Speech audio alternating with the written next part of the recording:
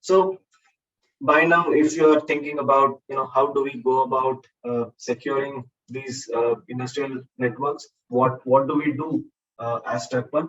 Then these are some of the things, right? So we start with the asset transparency, and how do we do that? Compare active and passive solutions.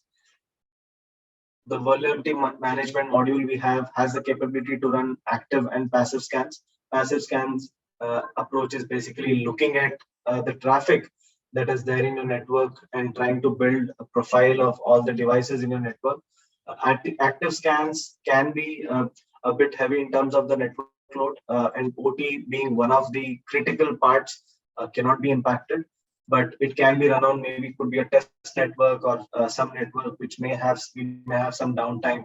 We have that capability of running the active scans and extracting a lot more information than what the traffic would have, and building capabilities, building the device profile on that, and able to then compare them and see how much information has been collected.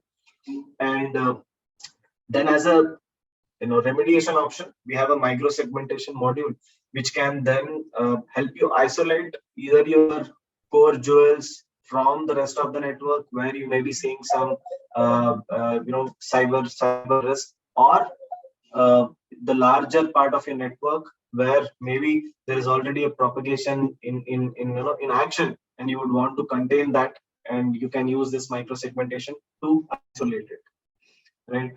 And once you have gained visibility into your network, you can also understand what are your devices that are talking to each other, which of them are actually communicating with other networks internally, or even to the internet. And it gives you a complete picture of what's happening and helps you have that necessary control in the network that you are monitoring.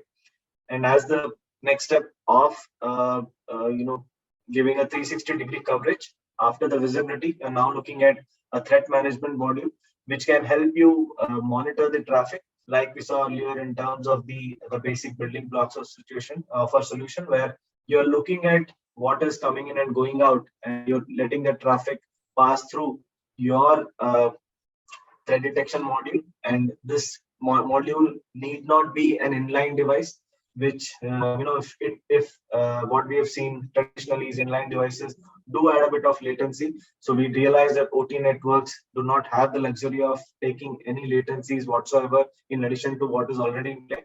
So the module works as fine as as well as it probably could, without being in line, and still taking a copy of the data, maybe using a port mirroring kind of an option from the firewalls or the switches, and letting it pass through the detection engines, and then identifying all the malicious traffic that may be present there, and then highlighting them as alerts.